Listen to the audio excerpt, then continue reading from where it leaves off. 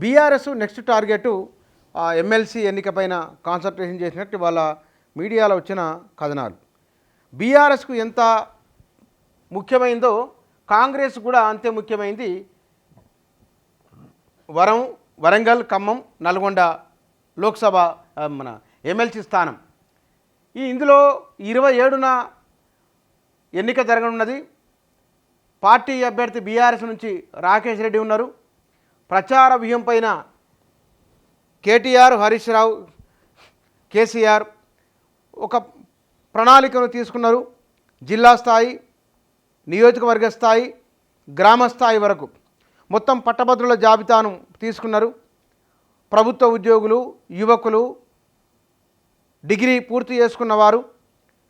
ఈ పట్టభద్రుల నియోజకవర్గంలో బీఆర్ఎస్ ఇప్పటికే తమ వద్ద ఉన్న జాబితా ఒకటి. పోయినసారి పల్లా రాజేశ్వరరెడ్డి గెలుపొందడానికి ఆనాడున్న పరిస్థితులు, ఇవాళ ఉన్న పరిస్థితులు ఏమున్నాయి, దాన్ని బేరీజు వేసుకొని ముందుకెళ్ళడం. కాంగ్రెస్ పార్టీ వాళ్ళ అధికారంలో ఉన్నది. కాంగ్రెస్ పార్టీకి ఎత్తలేదన్న కొంత అనుకూలత ఉన్నది.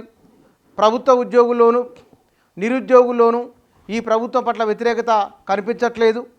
కనిపిస్తే కనుక దాని వ్యవహారం సోషల్ మీడియాలోను తప్పకుండా రిఫ్లెక్ట్ అయ్యేది. ఆ వాతావరణం లేదు.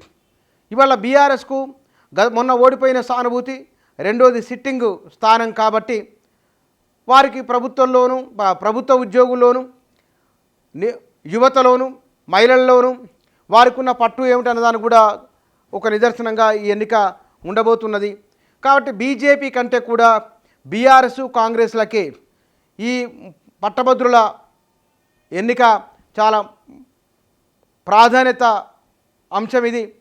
ఈ విషయంలో బీఆర్ఎస్ ఇప్పటికే 2-3 విడతలుగా మాట్లాడి ఉన్నది.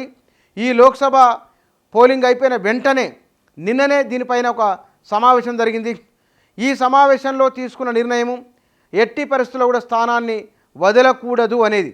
ఒకవేళ కనుక ఈ స్థానం కోల్పోతే ఒక సిట్టింగ్ స్థానం పోయినట్లే అవుతుంది. కాబట్టి ఈ సిట్టింగ్ స్థానాన్ని దక్కించుకోవాలని, ఇది పార్టీ ఉనికికి సంబంధించిన, పార్టీ ప్రజల్లో లేదా కార్యకర్తల్లో, నాయకుల్లో ఒక నమ్మిక బలం ఉండాలంటే కనుక తప్పకుండా దీన్ని గెలిపించుకోవాలని కేటీఆర్, హరీష్ రావు పట్టుదలతో ఉన్నారు. ఇక కాంగ్రెసు రేవంత్ రెడ్డి తను పీసీసీ అధ్యక్షునిగా ఉన్నప్పుడు కాంగ్రెస్ పార్టీ అధికారంలోకి రావడం, రాష్ట్రంలో లోక్సభ ఎన్నికలు కూడా తానే దగ్గర ఈ 30కి పైగా సభల్లో, సమావేశాల్లో ఆయన పాల్గొన్నారు. ఈ ఎమ్మెల్సీ పట్టభద్రుల నియోజకవర్గంలో కూడా విజయం సాధించాలని నిన్న ఒక రివ్యూ కూడా దానిపైన జరిగింది.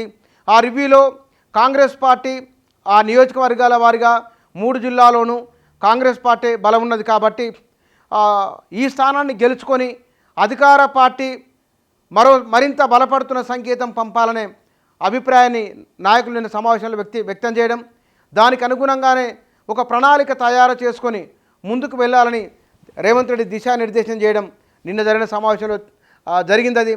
కాబట్టి కాంగ్రెసు, బీఆర్ఎస్ ఈ రెండు కూడా ఈ లోక్సభ స్థాన విషయంలో గట్టి ప్రయత్నంతో ఉన్నాయి. ఒకరు గెలిస్తే ఓడిపోయినా సరే పోయిన ఎన్నికల్లో తమ ఉనికి బలంగా ఉందని, యువతలో, పట్టభద్రుల్లో తమకు పట్టుందని నిరూపించుకోవడము, కాంగ్రెస్ గెలిస్తే కనుక తమకు తిరుగులేదు, రాబోయే రోజులు తమవేనని చెప్పుకోవడానికి ఒక సావకాశంగా పట్టభద్రుల ఎమ్మెల్సీ ఉప ఎన్నిక ఉండబోతున్నది.